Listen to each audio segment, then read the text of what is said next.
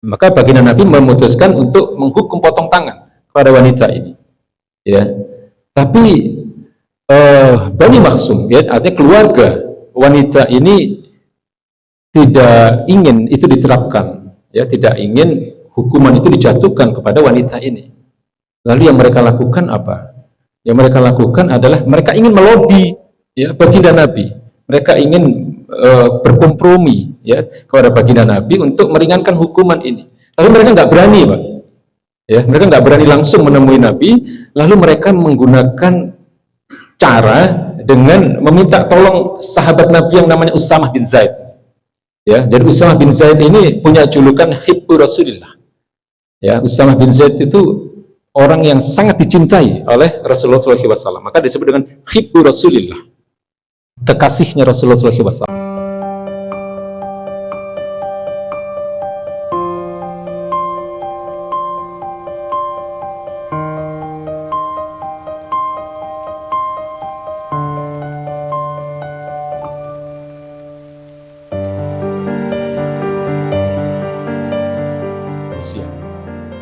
Ya, jadi banyak buku-buku tulisan orang-orang orientalis yang jujur, ya. Jadi ada orang-orang orientalis itu ada yang jujur, ada yang nggak jujur, Pak.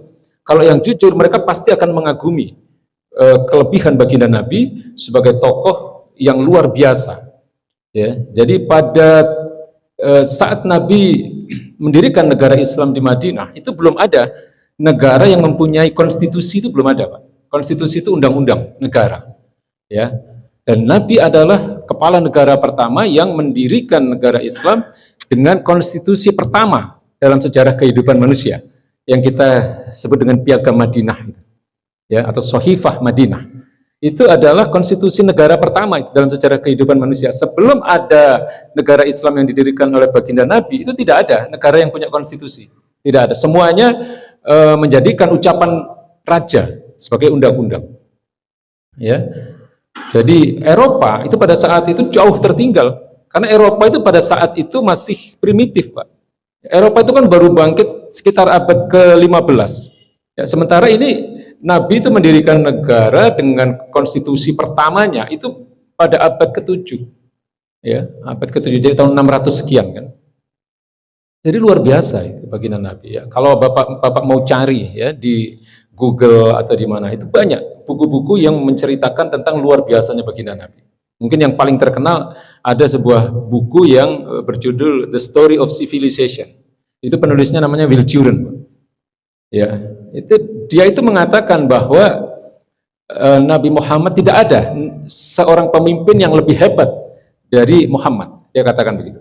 Karena Nabi Muhammad itu merubah Arab, ya, dari sebuah bangsa yang sangat primitif, yang kalau dalam bahasa kita sebut dengan jahiliyah, ya, perang suku yang nggak pernah berhenti, kemudian berbagai hukum-hukum jahiliyah seperti kalau ada anak perempuan lahir dibunuh, ya, dan seterusnya. Itu oleh baginda Nabi dirubah, ya, dengan aturan-aturan yang berdasarkan firman-firman Allah Subhanahu wa taala, sehingga menjadi sebuah masyarakat yang modern, mengalahkan seluruh masyarakat di seluruh dunia selain belahan negara yang dipimpin oleh baginda Nabi itu. Ya, cari bukunya, Pak. Itu namanya, penulisnya namanya Will Durant, bukunya namanya The Story of Civilization. Mungkin ada buku lagi yang lain, ya, yang berjudul The 100 Ranking of the Most Influential Persons in History. Ini terkenal ini bukunya, Pak. Ya, 100 orang paling berpengaruh dalam sejarah kehidupan manusia. Penulisnya orang Nasrani ini, ya, Michael H. Hart namanya, orang Nasrani ini, ya. Tapi beliau atau dia ini sangat mengagumi baginda Nabi Muhammad SAW, sehingga menempatkan nama Nabi Muhammad ini sebagai orang pertama dari 100 orang paling berpengaruh dalam sejarah manusia, dalam sejarah kehidupan manusia, ya, di atas Tuhannya sendiri. Ya, jadi Yesus itu di urutan ketiga kalau nggak salah, sementara Nabi Muhammad di urutan pertama, ya, mengalahkan presiden-presiden Amerika. Di situ ada nama-nama George Washington, ada Nixon, ya, yang presiden-presiden besar Amerika. Ya, tapi Michael H. Hart ini mengatakan tidak ada pemimpin yang lebih mempunyai pengaruh lebih besar daripada Muhammad, dia katakan begitu. Ya. Dan ini adalah satu sejarah yang nggak bisa disangkal, ya, bahwa Nabi itu memang mendirikan negara di Madinah. Nah, lalu kalau kita lihat di dalam tulisan ini, keberadaan negara dalam perspektif Islam, ya, dalam pandangan Islam, itu memang sebagai institusi atau sebagai pelaksana hukum-hukum syariat, ya, sebagai pelaksana hukum-hukum syariat Islam, ya, dan mengemban dakwah Islam ke seluruh penjuru dunia. Ya, jadi ini dua tugas utama dari negara yang dibentuk oleh baginda Nabi besar Muhammad SAW, kemudian diteruskan oleh para sahabat, ya, dan seterusnya. Ada satu lagi sebenarnya fungsinya, yaitu riasatul amah lil muslimin jami'an fid dunya. Ya, kalau di dalam kitab-kitab siasah, ya, kitab-kitab politik Islam, pemerintahan Islam, itu dikatakan begitu, Pak. Ya, jadi negaranya baginda Nabi yang kemudian diteruskan oleh para sahabat itu fungsi utama itu ada 3. Pertama adalah riasatul muslimin, ya, yang menjadi kepemimpinan kaum muslimin. Ya, riasatul muslimin jami'an, keseluruhan, ya, fid dunya, seluruh dunia, mempersatukan umat Islam seluruh dunia. Kemudian litadbik ahkamul Islam, ya, litadbik al ahkamul Islam, menerapkan hukum-hukum Islam. Kemudian hamil dakwah Islam ilal alam, menjadi pengemban dakwah Islam ke seluruh dunia. Ya, atau kalau di dalam kitab lain yang terkenal juga, nama kitabnya itu al ahkam al sultaniyah, ya, al ahkam as sultaniyah, al ahkam as sultaniyah, itu tulisan Imam Al-Mawardi. Ini terkenal sekali, Pak. Jadi rujukan dari para pengajar-pengajar tentang sistem politik Islam. Ya. Kalau di dalam kitab itu didefinisikan mau'udatun li khilafatin nubuwah fi hirasatiddin wa siyasatid dunya. Jadi keberadaan negara berdasarkan pandangan Islam itu adalah menggantikan tugas-tugas kenabian dalam rangka mengurusi dunia ini dan dalam rangka menjaga agama ini. Maka di sini dikatakan ini adalah pilar ketiga, ya, asas ketiga. Nah, dengan ketakwaan para individunya, ya, baik pemimpinnya, baik masyarakatnya, maka ketaatan kepada hukum-hukum Allah itu menjadi satu hal yang sangat utama, yang dinomorsatukan. Ya, nomor 1 itu ketaatan kepada hukum-hukum Allah. Ya, bahkan ini ada kisah, ya, yang di sini dicantumkan ini mengenai adanya seorang pencuri. Ya, jadi pernah kejadian, Pak, terjadi pencurian yang dilakukan oleh seorang wanita dari Bani Makhzum. Ya, Bani Makhzum itu suku yang sangat terpandang di Arab, ya, pada saat itu. Tapi ketahuan ada seorang wanita yang mencuri. Ya. Wanita Bani Makhzum ini ketahuan mencuri, kemudian disidang, ya, kemudian terbukti bahwa dia memang benar-benar mencuri. Ya, artinya kan kita pernah belajar, ya, yang namanya mencuri dengan hukuman potong tangan itu ada syarat-syaratnya, kan? Artinya barang yang dicuri itu minimal bernilai 1/4 dinar. Ya, kemudian barang yang dicuri itu disimpan di tempat penyimpanannya. Ya, jadi enggak nemu di tengah jalan, itu enggak bisa dikatakan mencuri dia. Tapi terbukti, ya, wanita Bani Makhzum ini dia mencuri, kemudian baginda Nabi memutuskan untuk menerapkan perintah Allah Subhanahu wa taala, ya, surat Al-Maidah ayat 38 yang pernah kita bahas itu. Wasariqu wasariqatu faqta'u aydiyahuma. Ya, pencuri laki-laki dan pencuri perempuan potonglah tangan keduanya. Maka baginda Nabi memutuskan untuk menghukum potong tangan kepada wanita ini. Ya. Tapi Bani Makhzum, ya, artinya keluarga wanita ini tidak ingin itu diterapkan, ya, tidak ingin hukuman itu dijatuhkan kepada wanita ini. Lalu yang mereka lakukan apa? Yang mereka lakukan adalah mereka ingin melobi, ya, baginda Nabi. Mereka ingin berkompromi, ya, kepada baginda Nabi untuk meringankan hukuman ini. Tapi mereka nggak berani, Pak. Ya, mereka nggak berani langsung menemui Nabi. Lalu mereka menggunakan cara dengan meminta tolong sahabat Nabi yang namanya Usamah bin Zaid. Ya, jadi Usamah bin Zaid ini punya julukan Hibbu Rasulillah. Ya, Usamah bin Zaid itu orang yang sangat dicintai oleh Rasulullah SAW. Maka disebut dengan Hibbu Rasulillah, kekasihnya Rasulullah SAW. Ya, Nabi sangat mencintai Usamah bin Zaid ini karena Usamah ini adalah putra dari pasangan Ummu Aiman dan Zaid bin Harithah, dua orang yang pernah bekerja untuk Nabi. Ya, Zaid bin Harithah ini orang yang pernah bekerja di keluarga baginda Nabi. Kemudian Ummu Aiman ini bahkan bisa dikatakan sebagai pengasuh, ya. Pengasuhnya Nabi sejak Nabi itu anak-anak, ya. Sejak Nabi usia kanak-kanak itu diasuh oleh Ummu Aiman ini. Nah, pasangan Zaid bin Harithah dan Ummu Aiman ini punya anak yang namanya Usamah bin Zaid. Usamah bin Zaid itu sangat dicintai oleh baginda Nabi. Makanya Bani Makhzum tadi, ya, mereka menggunakan Usamah bin Zaid sebagai perantara untuk merayu Nabi, untuk melobi Nabi agar wanita yang mencuri ini tidak dipotong tangannya. Ya. Lalu Nabi mengatakan begini, yang seperti ada di dalam hadis ini, ya, hadis Bukhari Muslim nomor 1879 ini. Ya, atas fa'u fi hadin min hududillah, ya Usamah. Beliau mengatakan kepada Usamah bin Zaid, itu dengan marah, Pak. Ya, dengan wajah yang memerah. Baginda Nabi marah kepada Usamah. Ya, apa kamu ingin mengajukan keringanan untuk hukum-hukum Allah Subhanahu wa taala? Ya. Jadi kalau di dalam Islam itu kalau dengan ketakwaan yang tinggi tidak ada kompromi terhadap hukum-hukum Allah. Tidak ada jual beli hukum. Ya, kasarannya begitu. Kalau istilah sekarang kan seperti itu.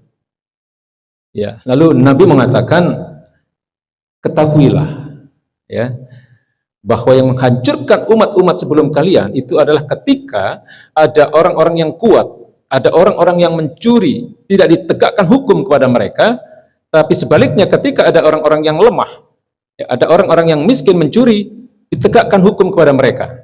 Inilah yang menghancurkan umat-umat sebelum kalian. Lalu Nabi meneruskan dengan kalimat ini, ya, waimullah atau wallahi lau anna Fatimah ibnata Muhammad saraqat laqata'tu yadaha. Ya. Seandainya Fatimah binti Muhammad, ya, Fatimah itu putrinya Nabi yang sangat beliau cintai. Ya. Tidak ada wanita yang sangat dicintai oleh baginda Nabi Muhammad SAW pada saat itu kecuali Fatimah. Ya, itu putri beliau. Ya. Jadi Nabi mengatakan, "Lau anna Fatimah ibnata Muhammad saraqat laqata'tu yadaha." Seandainya Fatimah binti Muhammad mencuri pun, aku yang akan memotong tangannya. Ya. Jadi ini gambaran bahwa Nabi itu sangat mendahulukan hukum-hukum Allah daripada kecintaannya kepada sesama manusia, bahkan terhadap anaknya sendiri. Lebih mengutamakan tegaknya hukum-hukum Allah Subhanahu wa taala. Ya, daripada kecintaannya kepada putri beliau sendiri. Ya, ini tentu tidak akan terjadi kalau seseorang itu tidak punya ketakwaan. Ya, kalau seseorang tidak punya ketakwaan kepada Allah, tidak mungkin muncul sikap seperti ini. Ya, meskipun kemudian Fatimah nggak pernah mencuri, Pak, karena Fatimah itu wanita yang sangat mulia, ya, wanita yang sangat agung. Ya, tapi begitu Nabi mengatakan begitu. Ya, lau ana Fatimah ibnata Muhammad sarqat laqata'tu yadaha. Seandainya Fatimah yang mencuri pun, Fatimah putri Muhammad yang mencuri, aku yang akan memotong tangan. Ya, hukum Allah di atas segala-galanya bagi baginda Nabi Muhammad SAW. Dan inilah yang kemudian juga diteruskan oleh para sahabat, ya, terutama oleh pengganti beliau yang mengurusi umat ini, ya, yaitu khalifah pertama, yaitu Abu Bakar As-Siddiq.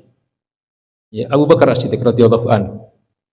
Ya, jadi pada saat Abu Bakar As-Siddiq ini mulai memimpin negara setelah baginda Nabi wafat, ya, itu terjadi gelombang kemurtatan, Pak.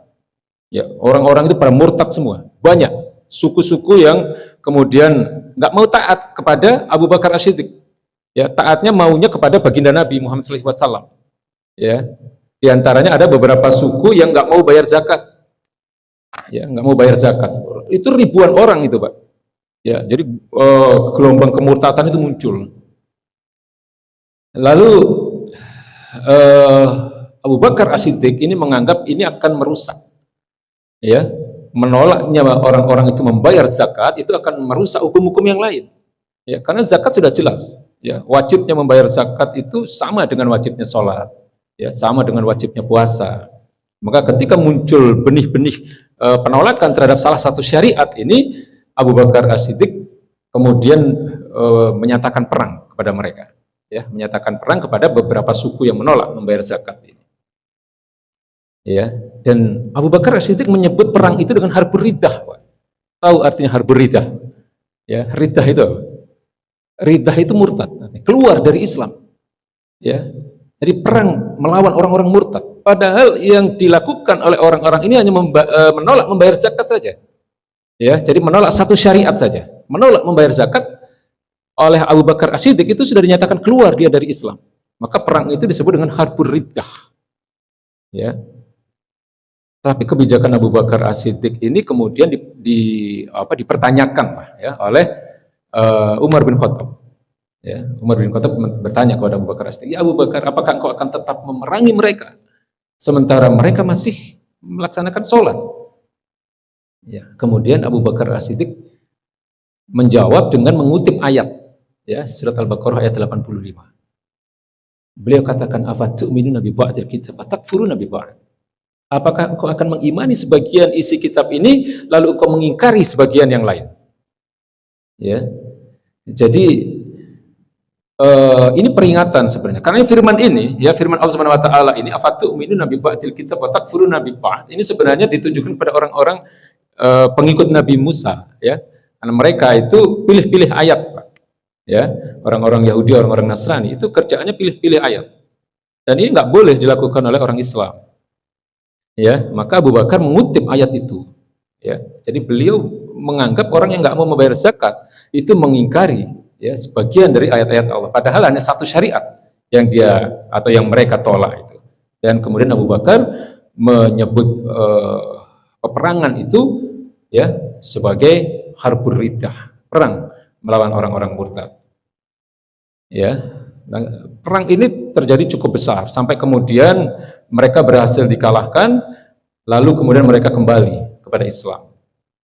Ya, jadi ini semua menunjukkan bahwa Nabi dan para sahabat itu ya memang di tengah-tengah katakanlah perdebatan, ya, apakah Nabi itu punya negara? Nabi itu justru menjadi orang pertama yang mendirikan sebuah negara modern di Madinah. Ya, nah dengan itulah kemudian hukum-hukum Allah, syariat-syariat Allah itu bisa ditegakkan. Jadi ini sekedar meluruskan sejarah saja, kan kita kan sedang mempelajari tentang hasil penelitian penulis ini, ya, bahwa bagaimana dulu bisa tercipta sebuah masyarakat yang Islami, ya, masyarakat yang dipenuhi oleh orang-orang yang bertakwa, ya, sehingga lahir generasi-generasi hebat. Ya, generasi-generasi hebat itu yang munculnya pada saat-saat syariat Islam ditegakkan dengan ketaatan yang penuh, ya, kepada hukum-hukum Allah Subhanahu wa taala.